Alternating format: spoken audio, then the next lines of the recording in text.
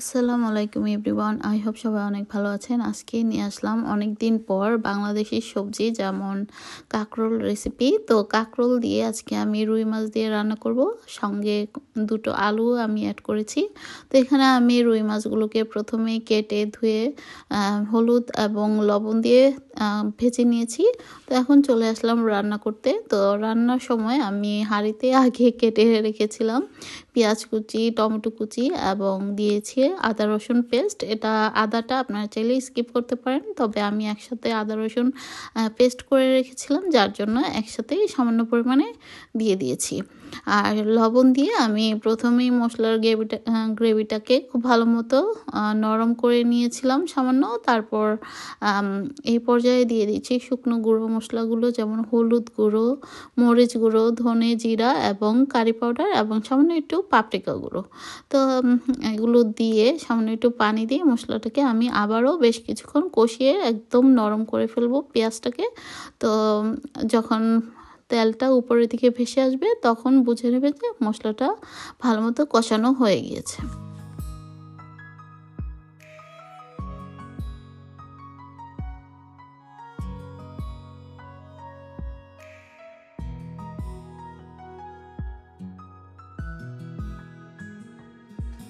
তো এই তো মশলার গ্রেভিটা কিন্তু অলমোস্ট হয়ে গিয়েছে। তো স্প্যাচুলার সাহায্যে পেঁয়াজগুলোকে এভাবে একটু থেতো করে নিচ্ছি। আপনারা চাইলে পেঁয়াজটাকে ব্লেন্ড করেও নিতে পারেন, তবে ব্লেন্ড করার দরকার নেই। তো এই তো এই পর্যায়ে আমি দিয়ে দিচ্ছি কেটে রাখা কাঁকরোল এবং সঙ্গে আলু। আমি এখানে আলু দুটো ইউজ করেছি। তো আমরা আসলে পরিমাণ বুঝে, আমরা যেহেতু কম মানুষ সেই অনুযায়ী আসলে রেসিপিটি তৈরি করছি। আপনারা আপনাদের পরিবারের সদস্য অনুযায়ী কম বেশি করে নিতে পারেন। তো যাই হোক, মশলার সঙ্গে খুব ভালো মতো সবজিটাকে মিশিয়ে নিচ্ছি। তো সামান্য একটু পানি দিয়ে আমি কাঁকরোল এবং আলুটাকে ভালো মতো কষিয়ে রান্না করব।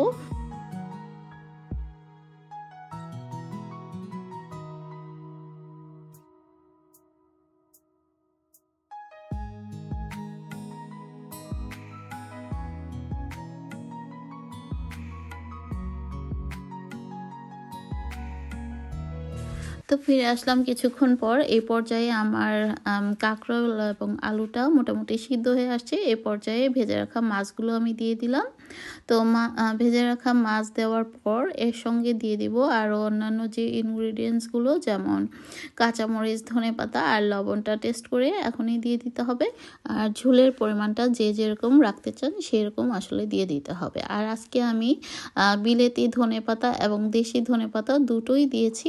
দুটোর ফ্লেভারই কিন্তু খুব সুন্দর। তো আপনারা ফ্রেশ ধনেপাতা থাকলে অবশ্যই দেওয়ার চেষ্টা করবেন সবজিতে। আর অনেকে আছে ভেজিটেবলের সঙ্গে টমেটো খেতে পছন্দ করে না, তারা কিন্তু টমেটোটাও স্কিপ করতে পারেন। আমি কিন্তু এখানে আগেও টমেটো দিয়েছি, দেখেছেন। এখানে হাফ টমেটো আমি আগে দিয়েছি, পরে আরেকটা টমেটো আমি অ্যাড করব। আর টমেটো মানে আমার খুব পছন্দ, মানে ফেভারিট জিনিস। তো কী আর বলবো, টমেটো আমার দেওয়াই লাগে প্রত্যেক সবজিতে বা রান্নায়।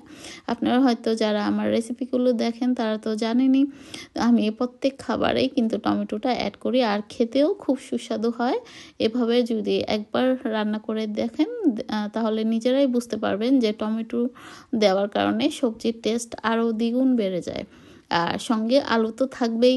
তো যাই হোক, আপনাদের যদি ভালো লেগে থাকে আমার রেসিপিটি, অবশ্যই চ্যানেলটিকে সাবস্ক্রাইব করে সুন্দর একটি কমেন্টস করে যাবেন।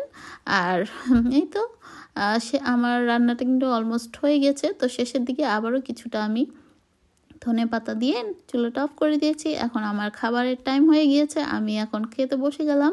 তো রান্নাটা কিন্তু আসলেই খুব চমৎকার হয়েছে। তো আমি আরও কিছু কাঁকরোল রেখে দিয়েছি। আমার হাজব্যান্ড কাঁকরোলের ভাজি খেতে খুব পছন্দ করে তরকারির চাইতে, তবে আমার কাছে ভাজি এবং তরকারি দুটোই ভালো লাগে।